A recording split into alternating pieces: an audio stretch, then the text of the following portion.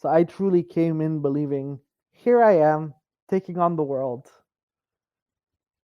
And then I was faced with being questioned. And that surprised me so much that I was like, huh?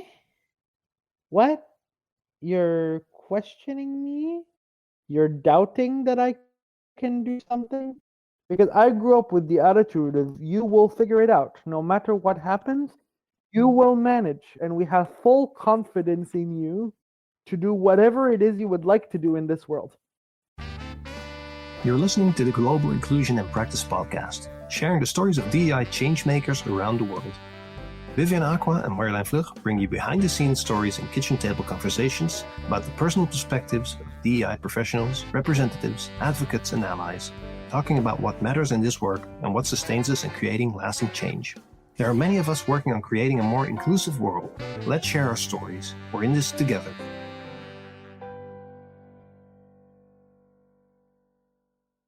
Welcome, Karim El Oteify, to the Global Inclusion in Practice podcast. I am really happy to have you as our guest, and so is Vivian. And we really appreciate and like you as a person. We're interested in this conversation. Please introduce yourself to our listeners who don't know you yet. Who are you at this moment in time, both professionally and personally? Who am I at this moment in time? That's a great question. I would start with the fact that I am an intersectional spirit engaging in this concept that we call humanity, but it's very meta level. On Earth, I am an entrepreneur, systemic change facilitator, and diversity and inclusion consultant. Most recently, I have become known as the DEI Oracle, and my focus is really combining the inner knowing, your experiences, what you feel, what you connect with, how our stories have shaped us, along with the different types of rich data and different types of information that's available out there to make people's spaces the most inclusive they can be. So I'd say that's me. And I would say I'm just a human in constant transformation. Let's put it that way. Sounds like a good way to put it. Curious to more of you personally, right? So what are you able to share with us? Who is Karim? Who is Karim? Karim is a story of resilience. I have fought my battles to establish my voice, to strengthen myself, and to create space for people. I'm a fighter. I'm a lover. I'm a lover of people. Everything I do comes from my heart, connects with who I am personally. I'm super invested, and everything I do is just driven by my love for people that have been pushed out by society and told they don't matter or they don't belong, because I personally know what that feels like.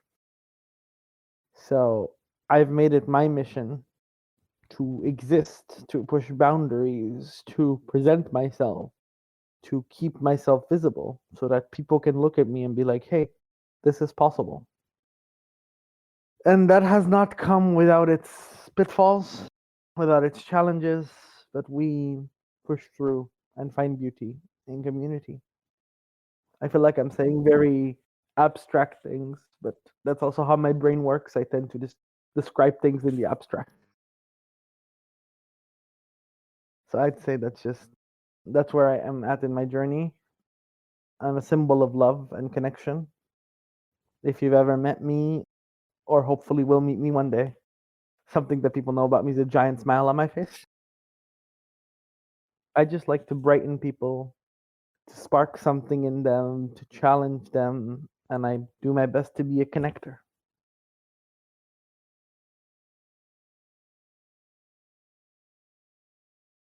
And what is an essential thing that you would like our listeners to know and remember about you? That is a great question. I guess that I exist in the middle of many things, of many different identities. My disability is relatively light but not invisible, so I exist in the middle of the spectrum of disability in a way. I am Arab and Muslim, but I also grew up in a very internationalized environment, so I exist in the middle of that. I recently found out that I am neurodiverse, but my neurodiversity presents in a way that's acceptable to society. So I'm what a lot of people like to think is the middle ground. But the beauty of that is that I can connect to both. The downside of that is that sometimes I belong to neither. In every layer of my identity, I've had this idea of, am I disabled enough? Am I colored enough? Am I enough of this? Am I enough of that? And I just want our listeners to remember that there's beauty in combination and in aligning perspectives. And if that's what you're looking for, I hope you can come find me. I love what you shared earlier, but you made me add a question mark into the part where you mentioned something about your disability is light. Are there variations of? Well, my disability is cerebral palsy.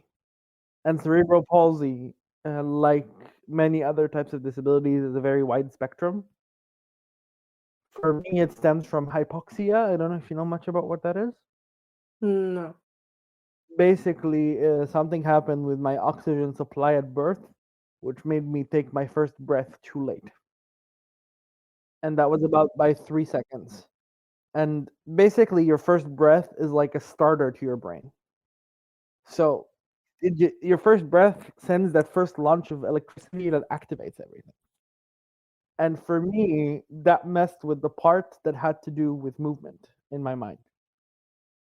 For other people, that could impact different types of their mind, therefore, different types of their body. So there are people that are lighter than me in the sense that they probably just have some kind of limp and can walk without a crutch or need a very light crutch. In my case, I can walk with a crutch, but I spend a lot of my time in a wheelchair. It can get as bad as being nonverbal and needing a feeding tube. So there's really a huge spectrum within the same disability. And for me, it really also impacts my muscles because I have a form of it called spastic dysplasia, which like is about different forms of muscle growth, your muscle strength, stuff like that. I mean, I won't bore you with the details. You can Google it. But that's basically the idea. You're not boring us at all. For me, I was just like, okay, from an outsider looking in, when you mentioned light, I was just like, why are you saying that? Because I didn't know that there were these variations. And for you to explain that, you're not only educating me and my line, but you're also helping other people to understand. So no, you're not boring us with elements, essence of who is Kareem. That's fair. Thank you for the reminder of that lesson because it's something I don't talk about publicly very often. I think on some level I'm ashamed of it. And that's not to say I'm not proud of who I am and that this hasn't been a big part of me. It just I didn't quite face its barriers until I moved to the Netherlands. Because growing up in Egypt, I was lucky enough to have a mother who fought for me to get access to the things she believed I needed and deserved. And that meant I got to go to a very good international school that was relatively accessible. For the things I didn't have access to, I was really supported. So I got to grow up as a normal kid, free of the barriers that otherwise would have impacted me. I've only come to face those as an adult, and as a result, I've had to come more to terms with that, if that makes any sense.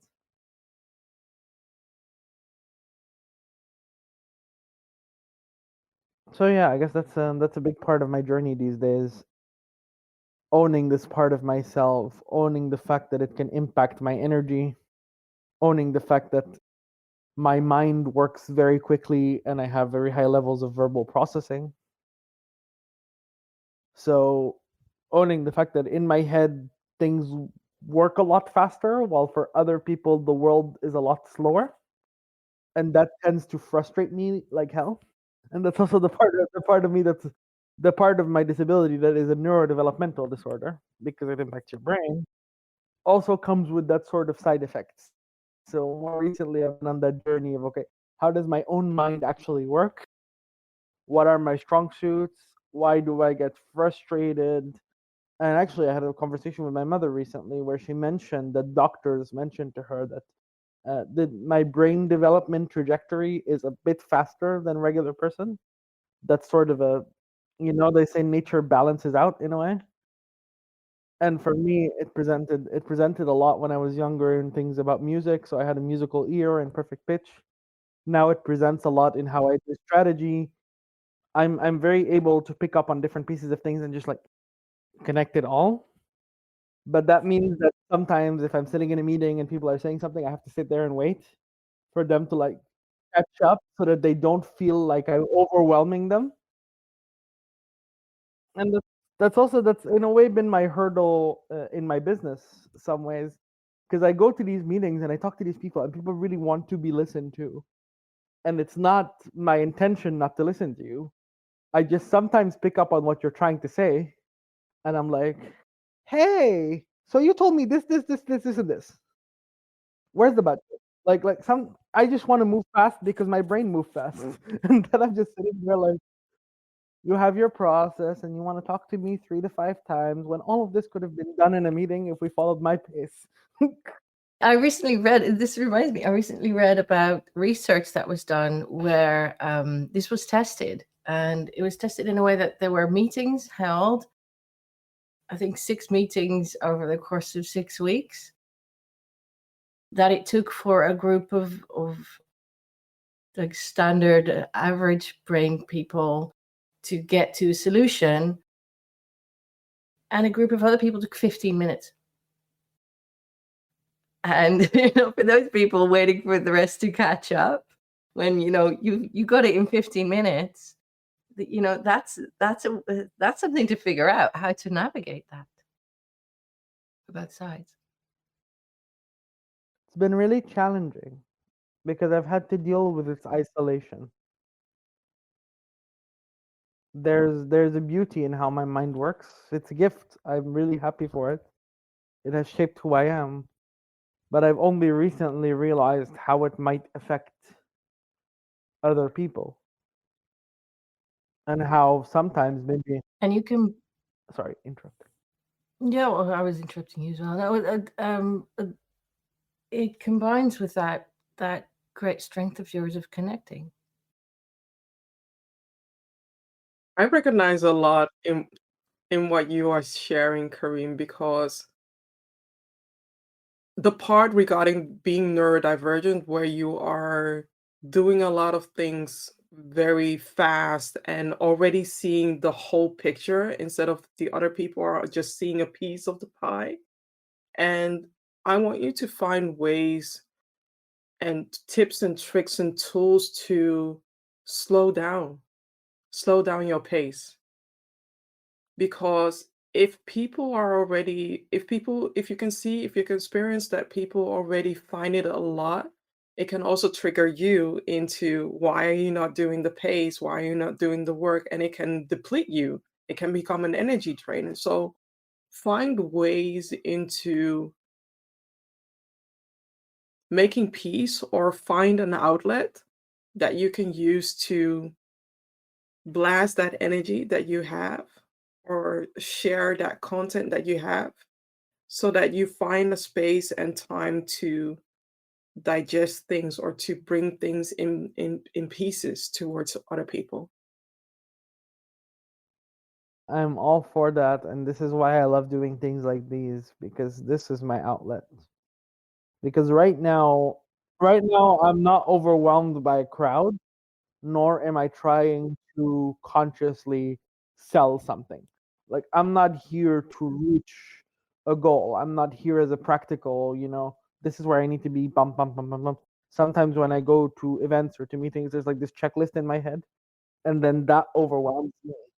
But in situations like these where I'm just speaking or where I'm just having a conversation with people I find safe and comfortable, my mind can relax and I can just express myself in my most authentic way, which is why I love to do keynotes, speaking engagements, and workshops so much. Because that is a space where I can take reins, where I can take control of what's happening in the chaos of my head, and then find different ways to translate it to people, You fully step into your zone of genius. basically. So when you do these things, when you do speaking engagements and other DEI work, what's your flavor? Good question. My flavor is very human centered, very person driven. Like, I believe in equitable approaches of micro, in the sense of I need to zoom in on your team, on your people's experiences, and help you meet them better. I thrive best in organizations, for example, that have leadership issues or team connection challenges, because then I can come in and be like, why aren't you understanding each other? What are you missing to feel seen, heard, understood? So that's what I like to do on like the micro level. And then on macro, I love to use my more concept driven brain to like develop the bigger picture. Here's a whole program, here's the pieces of it. And then I've talked to Vivian, I've talked to Marjolein, I've talked to Axel, I've talked to all the people I know. Here are the people that are gonna execute it for you. Now, move forward. Like I said, I'm a connector and a catalyst. So ideally, I would find opportunities that allow me to thrive in both. But I would say I'm the person you come to for the idea and the big picture management of it. And then I can find different types of people whose flavors or skill sets are more execution based. Okay, we need data. Let's bring this person that does data. We need an expert on neurodiversity. Let's bring that person. I like to share my opportunities, and I believe that wealth is in community. So in every project I do, I somehow, in some way, if I can convince the people, end up bringing along a team of fighters with me to be like, hey, these are the hands, and we're gonna do awesome things together. So I'd say that's my flavor of work in different ways. That's awesome. I see this whole team of superheroes coming in and saying, hey, we're doing this. And you're like the mastermind and the connector. And you make it really tailor-made, customized, because you really listen to what's going on. So it really hits a target rather than giving just the general structure that you sell to everyone. I mean, this is what works for you because I really listened. That's what I heard you describe. Yeah, I do my best. But what's important to me is that no organizational context is the same. Every organization faces a unique set of challenges that is shaped by their workforce, that is shaped by their identities, that is shaped by who leads it. Identity work is such a delicate process.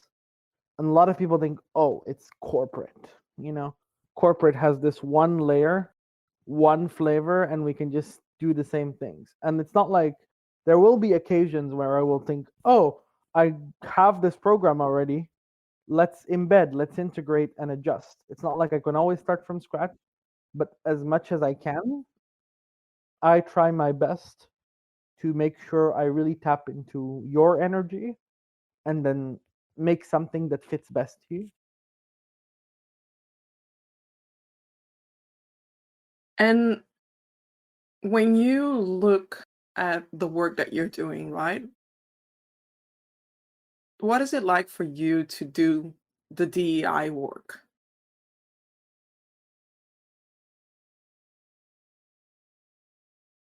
Something I love. It's a word that took me a while to find. Whether, if we look at my past and my entrepreneurial journey since I moved here, you'll see a square line of like supporting internationals. That has always been at the baseline of what I do. But at the time I started my professional journey, I did not have the vocabulary to express that what I wanted to work in, the world I'm a part of, is DEI.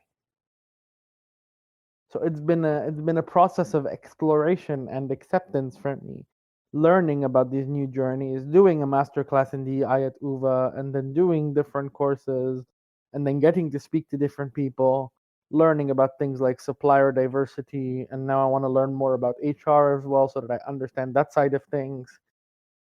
It's been a journey of growth, but I think this is a Japanese concept. There's the red thread of fate. That's like they say that your soulmates are tied together by a red thread of fate, and that makes sure that they eventually find each other. And I think, in a way, DEI conceptually has been my red thread, has been my soulmate. You know how to wait to do your storytelling. I'm just like processing everything that you are sharing, and I like it. I like it when a DEI practitioner or advocate is fully aware of their values, but also the stories that they can share so that people can connect with them on an authentic level. So thank you. Of course, my absolute pleasure.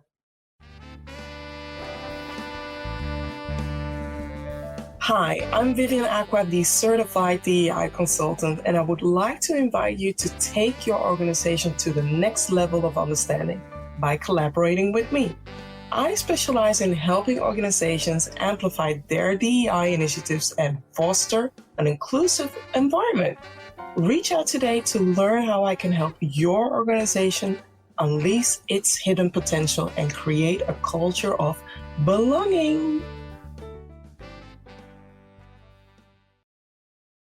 What's been a surprise for you in doing this work? Good question.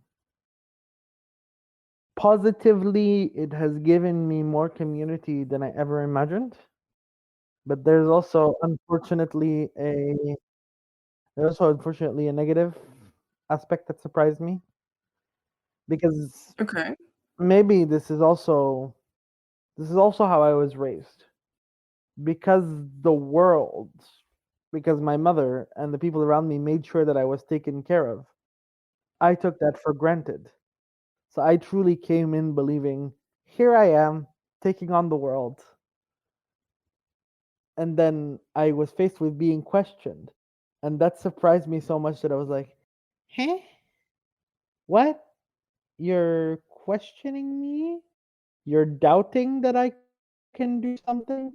Because I grew up with the attitude of, you will figure it out. No matter what happens, you will manage. And we have full confidence in you to do whatever it is you would like to do in this world.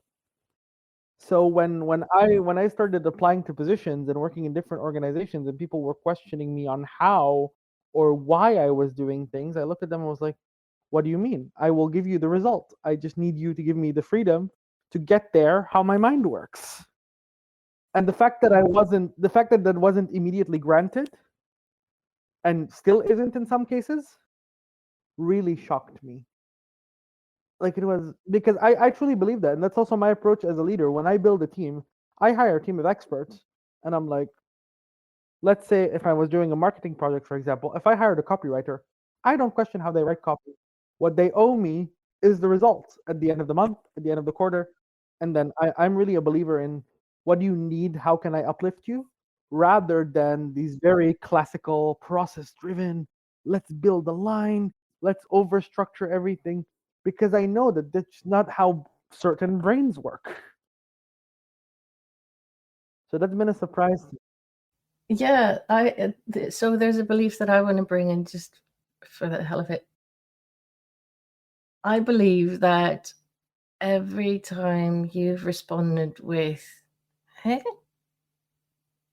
that has a ripple effect. Because someone received that, huh? And that plants a seed of,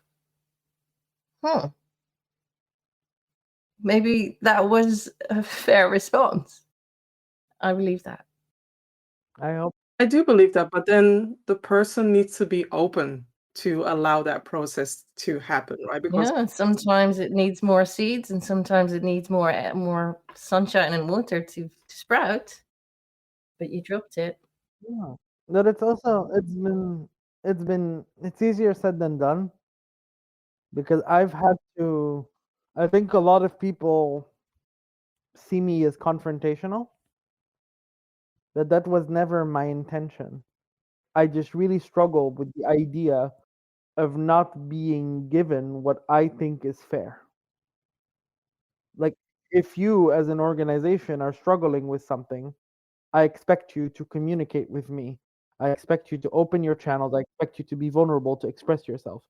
When you don't do that, my neurodiverse brain goes a bit haywire because it's like, what's up? What are you hiding? Why are you hiding things from me? Why are you manipulating data? Why are you keeping secrets? I thought this was a fair partnership.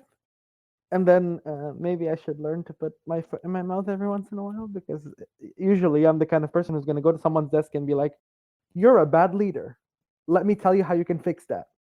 So I've had to learn to beautify, add a few flowers to my language so that I'm not sharp. There are times when you can sharpshoot and you can be like, "Hey, this is what needs to be done," and there are times when you need to be a bit more. "Hmm, hmm." So that's also been my biggest learning, but also my biggest gift. It's been a new challenge to use my ability to concept and use words properly to try to still express my ideas while doing my best not to push buttons because no one's going to be your friend if you spend your life pushing everyone's buttons. I learned that the hard way. I would very much like to have friends and be a part of something. And sometimes you have to make sacrifices to get to where you need to be in life. there's a Dutch saying that says, without friction, there is no shine, right? And I do recognize a lot of things that you were saying where people would perceive me as being too spicy. And one of the tools that I managed to activate is to join a coaching program. Now, I'm not saying that people who are listening that coaching training is the way to go. And also, it's not always equitable because the pricing is very high.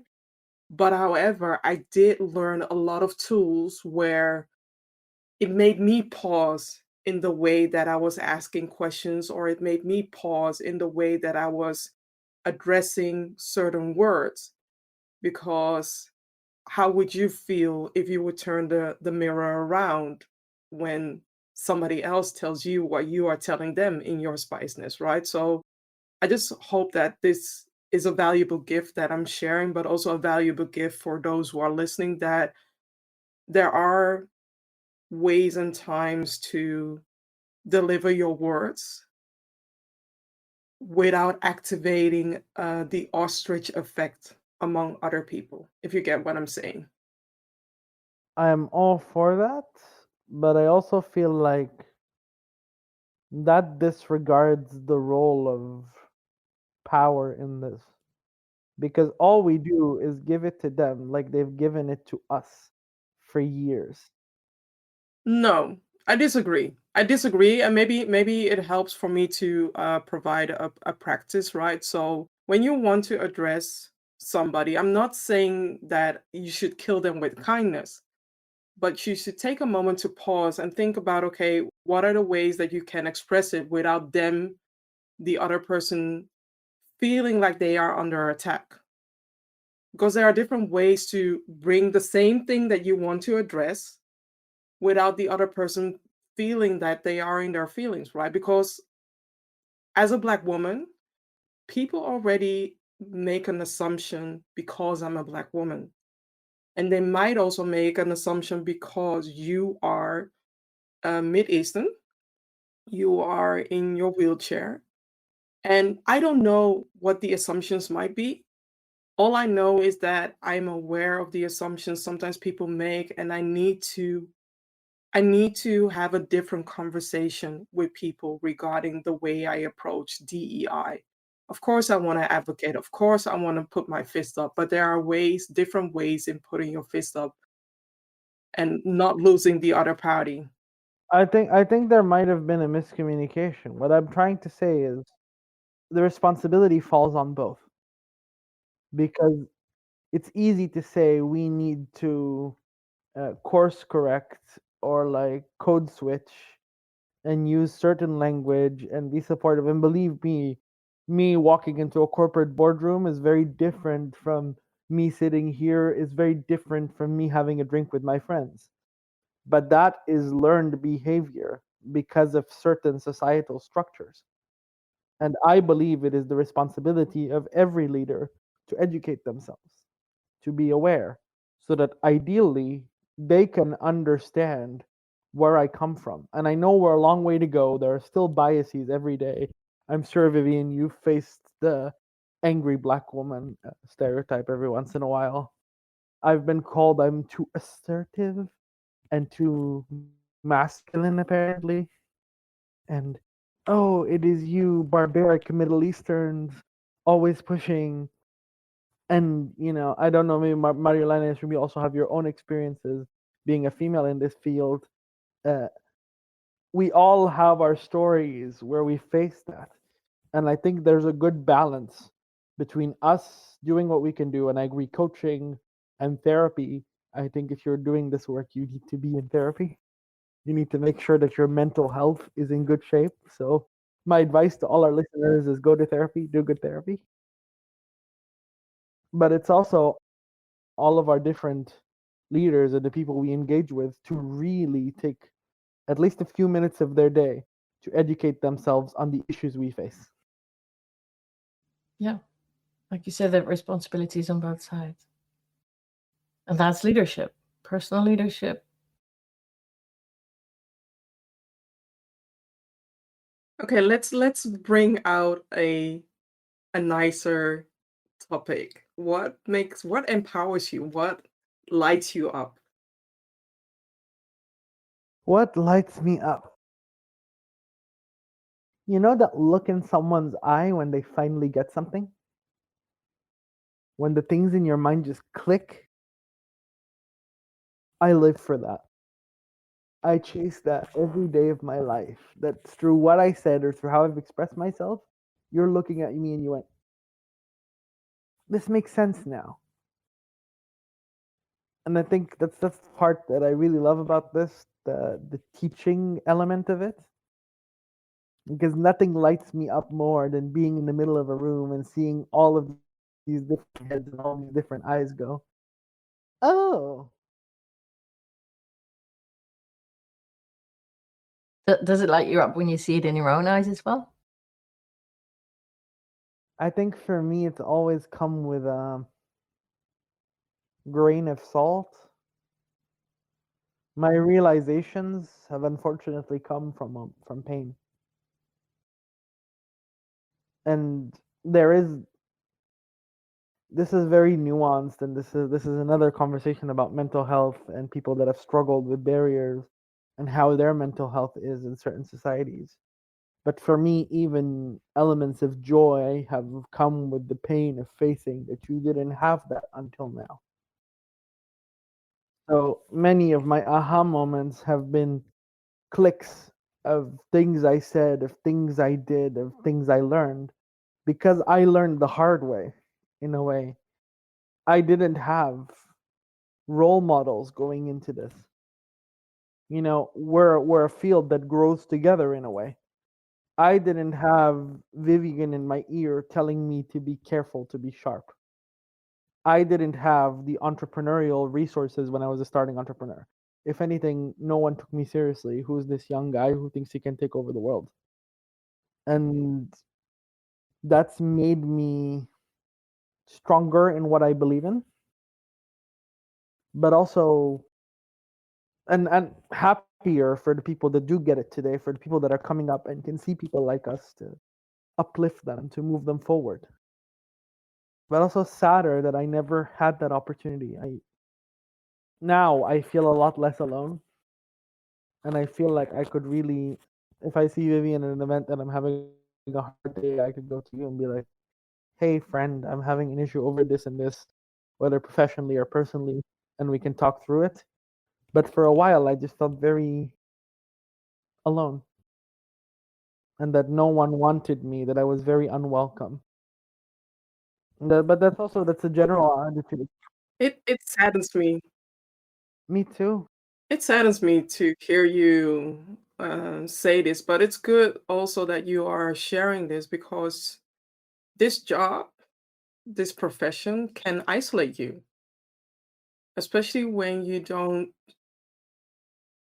connect with like-minded people that can show you a different way. And what I often say to people, especially those who I know that they are expert in their DEI field, is that don't let somebody who only saw you once break down your identity. You know your value. You know what you can do. And sometimes in certain workshops, certain occasions, certain trainings, people have very high expectations of you becoming the Harry Potter or becoming the Olivia Pope to magically fix everything that is broken. I'm loving the Olivia Pope reference. I met Scandal Stan, and it was actually in the questions preparing for this. I saw media recommendations, and I was gonna say, whenever I feel down, I watch Scandal because Olivia Pope is that boss bitch. Gladiators forever. Gladiators forever. We love that. But it's I'm glad you brought that up because that also brings a point that about this field that concerns me a little. I think there's still a lot of identity politics. I think there's still a lot of people out there claiming their expertise and thinking this is about them, this is about their moment in the spotlight. And don't get me wrong, I love the spotlight. I'm not going to sit here and tell you, oh no, I don't want it on me. But I do believe it's about passing knowledge and connecting and uplifting each other. And I recognize that I am doing this work now for the next guy and the next guy. Well, rather the next individual, the next person. So that's what I do. And I recognize that maybe not today, but in 5 or 10 years, once I've done my part and I've fought my ass off, and there comes the moment when I need to pass my baton or I need to uplift another. And I hope one day that moment comes where I can see someone and be like, hey, you're the new me now. And I can go move on and rest my mind and do other things. And this is your world now. And here are my keys. Here are the things I've worked so hard for because you don't have to do it as hard. And that's what I believe true impact is, true legacy is.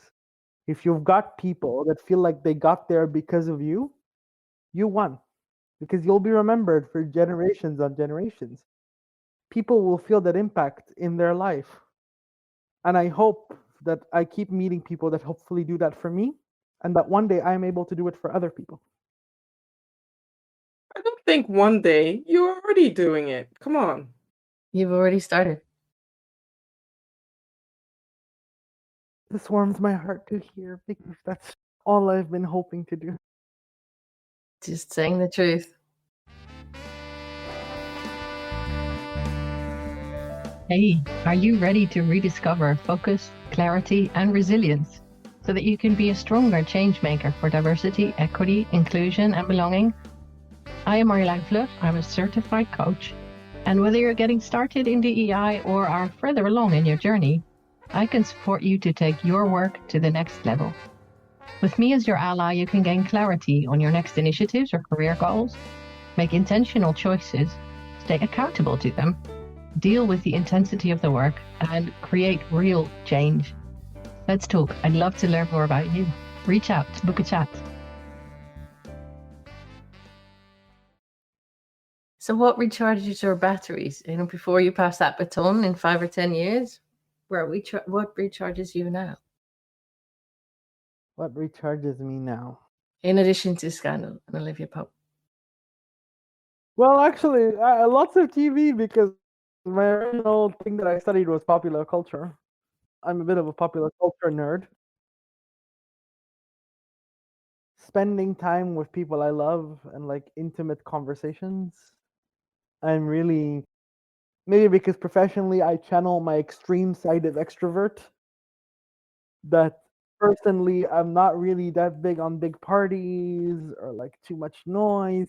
I just like a simple group over dinner of people that I love, that I can just have simple conversations with. I also love to travel.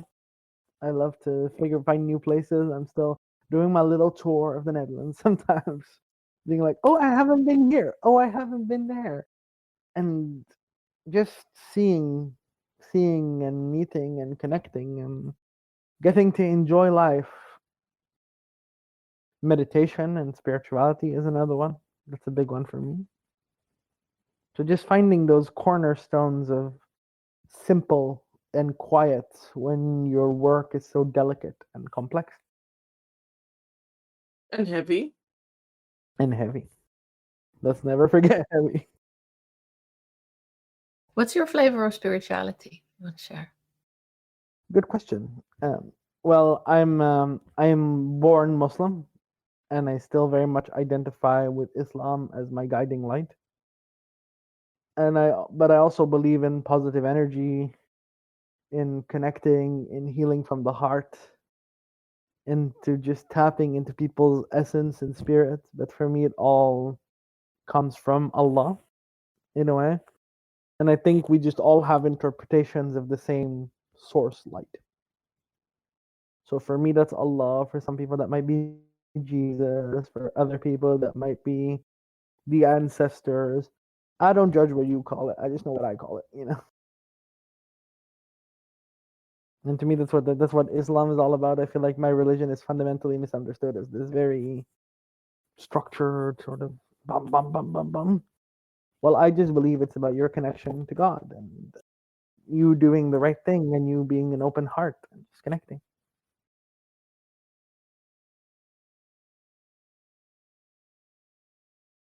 Be the light you want to see in the world and amplify it.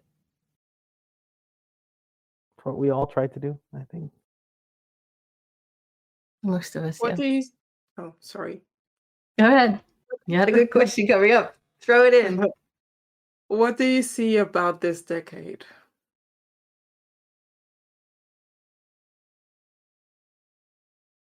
What do I say about this thing? Wow, that's a heavy sigh. I mean, we cannot sit here and not acknowledge the rise of the right. We cannot sit here and not acknowledge the bill that hasn't passed.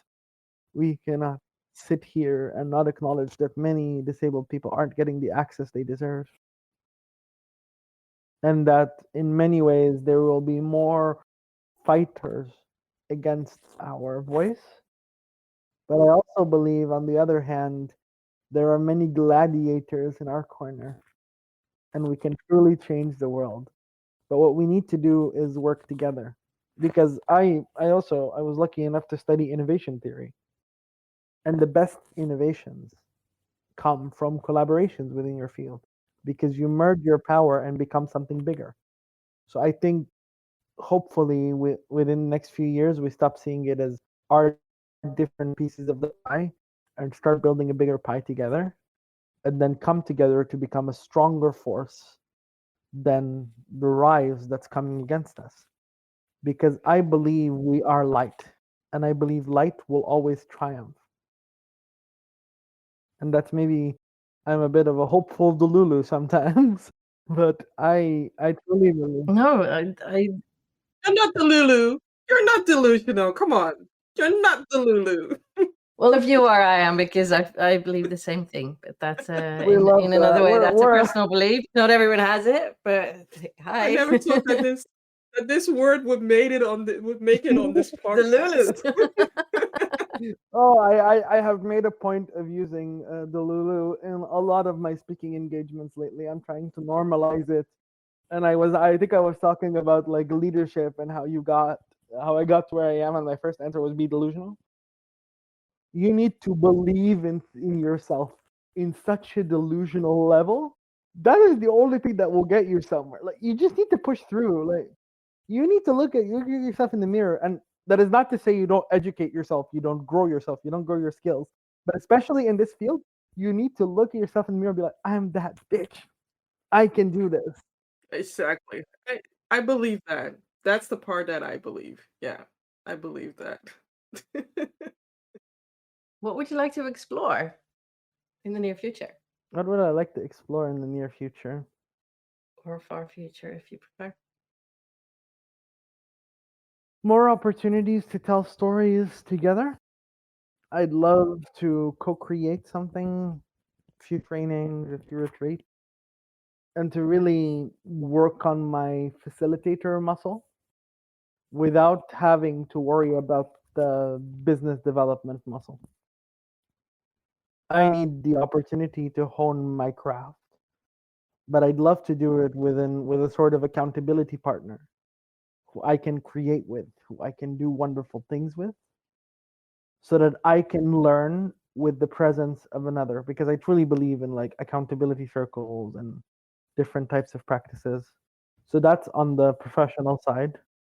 On the personal side, I believe I mentioned learning a lot more about different kinds of processes, because I kind of feel like I'm in my DEI, people and culture arena, media arena, but I still have things to learn about like legal things or HR things. I'm a generalist. So there's a part of me that needs to tap into different things just so I can understand them. So that when I'm talking to people who are experts in those things, I'm not going like, no, no, no, no, no. I need to get what's in my head. And then just lots of openness, lots of reading, and seeing where things take me. And personally, Personally, what's juicy? What do you want to explore? what's juicy? Oh, what do I want to explore? More travel, hopefully. Where to? Some sunshine. Hopefully, we get more sunshine in this country. And more intimate moments that aren't just romantic. I believe in friendship intimacy. I believe in family intimacy. More of those life defining memories. Life-defining memories. Living life to the fullest. Sounds good. I'm gonna bring a question in that's not on the list or on the email, and there were so many other questions that we didn't include on the list, right? If I would be banging on your door 5 a.m., what would be the reason for you to open the door at that time or in the middle of the night? It could be anything. I love Vivian. I mean, if you were just saying, But I know you value sleep as well. no, but if you need me, I am there. And that is the person I pride myself to be. If you truly need me and you knock on my door and you need a friend, that's what I am to you. That's what I am to my friends. That's what I am to my clients. I am here to support you, and I give that from my heart. But if we're talking about the thing that excites me, let's say a TV appearance would make me jump out of my bed. And No, but talking about what? talking about what? Intersectionality and identity at work, and getting to dive into my more nerdy theory side, because I do read a lot of theory on it. I was educated at Dutch University, and that part of me is still very much alive. I like reading research papers, especially qualitative ones. And I love to go on different stages and be like, hey, this little piece of theory connects to that thing and that thing and that thing, and like this is how theory actually impacts our life. You're part of that tribe. You're part of that tribe where I often shy away from. But you talk nerdy though. You don't talk. I have a few friends that are, let's say, they have their PhDs. Oftentimes, when I connect with people who have their PhDs, they talk in a way that for me it isn't human anymore. Do you get what I'm saying? I'm not saying that they are not human, but for me, No, for I get the it. people, the normal folks, right? They get in their bubble and talk about things from scientific, and is it fact, and is it this, and is that, and it's you need to demystify certain papers to understand what people are saying. And I wanna bring it back into, okay, but I also wanna know in a different language. I don't have a PhD, but I do want to be able to understand what you are saying because I'm curious about it as well. That's the thing. That's also part of why that's part of the ways I love to use my gift, because I feel like every theory can be explained to anybody. You just need to think. But that's my media background. That's what I studied. So translating messages, connecting with audiences. So yeah, I hope that no one, if I do decide to do my PhD one day, and I get there and I've done this massive piece of research, no one looks at me and thinks I don't get it, because then I can lean on the facilitator, the teacher side of me, and be like, "Hey, let's sit down, because this knowledge, this rich information is meant to be accessible to us all." And I would personally love to be on a mission to make that happen. Sounds good. Karim, Thank you for joining me. Yeah. yeah. Let's talk about this stuff. Karim, who are you growing into? Who am I growing into? Hopefully someone who's less scared, because I live with fear every single day. And the minute my heart skipped a beat when Vivian was like, "Here, I disagree with you," and I was like, "Vivian's not gonna like me now, but I want Vivian to like me because I think Vivian is awesome." And there will always be the sense of anxiety. I am still very much in my people pleaser era, and I'm hoping that within the next couple of years I can grow enough confidence in myself to not do that personally anymore, but also not to do it professionally, to just accept that if I cannot have this project on terms that are comfortable for me, if I cannot have my accommodations and needs met, then I'm not going to try to be someone I'm not. Because so far, I feel like I've had this a bit of an attitude of like, gimme, gimme, gimme. I'll do it. I'll do it. I'm just gonna keep pushing through. I'm gonna keep accommodating you. I'm gonna keep supporting you. It doesn't matter. It doesn't matter. I'm just gonna give and give and give and hopes people see it. And now I'm starting to learn that no, I am who I am, and what I offer is inherently valuable. And if you don't see that, that has nothing to do with me. That has a lot to do with you and how you see the world. And it's okay. It's okay that not everybody wants to work with me. It's okay that not everybody wants to help me in what I do. What matters is that there are people who do, and that I need to find those people. True. Because I yeah, agree. we are beyond the era of not getting our accommodations. We all deserve to be properly accommodated. And also regarding the agree or disagree, right? I still love you.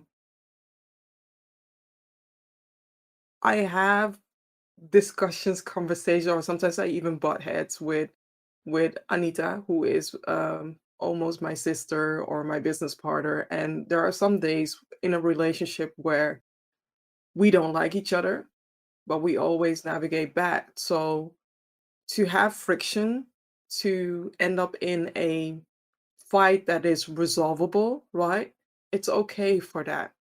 There will be conflict. And what I want to say is that it's okay to have conflict as long as we come back to that point of why we like each other. Yeah, I completely agree. And what you come back to is connection. And that's exactly one of the things that you're so really, really good at. You connect. True. You know, I think they really say that. Oh, sorry, I interrupted. No, go ahead. Didn't hear. Go ahead, go ahead. I think they say that your gift is also your curse sometimes. It's always a double-edged knife. Usually what you're really good at, maybe professionally, is also what you struggle with personally. And that's been my lesson. Now that I'm more stable, now that I'm more connected, now that I know in a way this is hopefully going to be my forever life, I am able to focus more on, okay, how do I address conflict?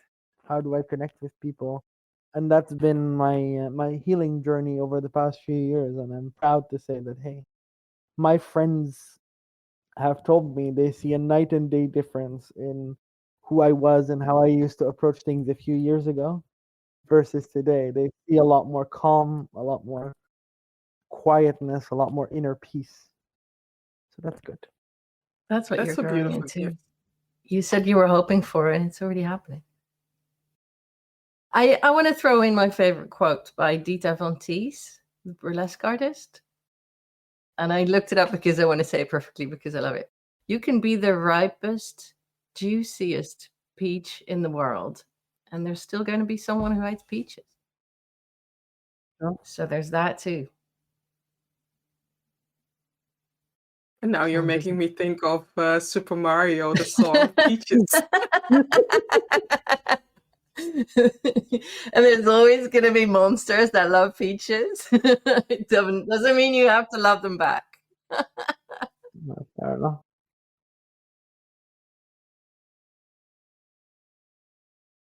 I love this conversation. I really do, because it allows us and the listeners to get to know you on a whole nother level, on a personal level, professional level as well. And I'm curious about what you would recommend to us, to the listeners, to listen, to read, to watch when they are doing this work. Okay. First of all, where do I start? Do I start with the 3 to 5 tips. 3 to 5 tips, though. Yeah, here comes no, the hey, list. do I did this Bring it happen? on. Do I start light or do I start heavy? You start in the middle. Start with whatever you want. Yeah. Okay. One of my favorites has been the Crip Camp documentary on Netflix, because that talks about the rise of disability rights in the US, and it moved me beyond measure. I think it's one of the most authentic representations of the experiences we face that I've seen. And I think Judy Human, one of the main advocates in that, said something about being sick of being thankful. And I think that is a very solid message for the disability community. I feel like I can speak for that and say we're all sick of being thankful for the right to exist, basically. Also, I love to read, so I love to read things by bell hooks. Get yourself on a bell hooks book if you want to start with, I think it's Feminism is for Everyone. If you're in education, Teaching to Transgress is a great one. And I think she also has one about feminism at the margins and what it means, how the interplay of different intersections of identity play in. So that's one of the more spicy ones. There's also a lovely sister in arms within our community, Axel, with her company Lodas, has just released the Flipping the Narrative series, which I'm a part of. And I think that really encapsulates what it's like to be neurodivergent in its different flavors. So I'm really proud of that and really recommend it. And then last but not least, there are many examples in TV. So go watch Ugly Betty. It was a starter in its time. Go watch Scandal for some boss bitch energy. Go watch The Bold Type. If you liked Ugly Betty, you can also watch The Bold Type, which is a very nuanced and modern take on the experiences of women, particularly in the media world. Go watch Special, which is another great one for disability. There's so many examples out there for how lives could be. And I think popular culture, if we look at critical theory, has always been a space of discourse, of identity of different people. And I think if you're just starting out with this work, that is always a fabulous place to start, just to get you into these ideas of how identity affects the world. Yeah. Snap. There we go. Snap. And thanks for that. Thanks for that addition. I mean, you can watch all these things and just be entertained, or you can watch them and look at it through, the lens of identity, and look at those things. Notice that. I think that should always be the central question for any starting practitioner. How does my identity impact how I behave? And how do people's identity impact their behaviors? Because all the work we do is underlined by societal structures that were built through people's identity formation. Yeah. Mic drop.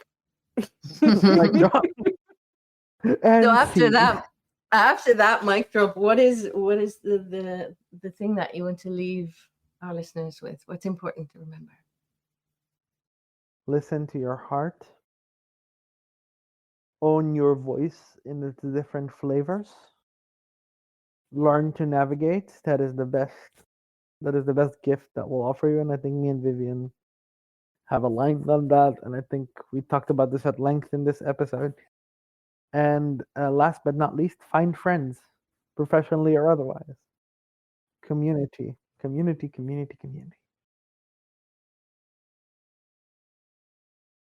Fist Thank bump. you so much for Fist this bump. conversation. Thank you. I'm honored. It has been my pleasure. And I'm just super excited to see where we go from here. Thank you.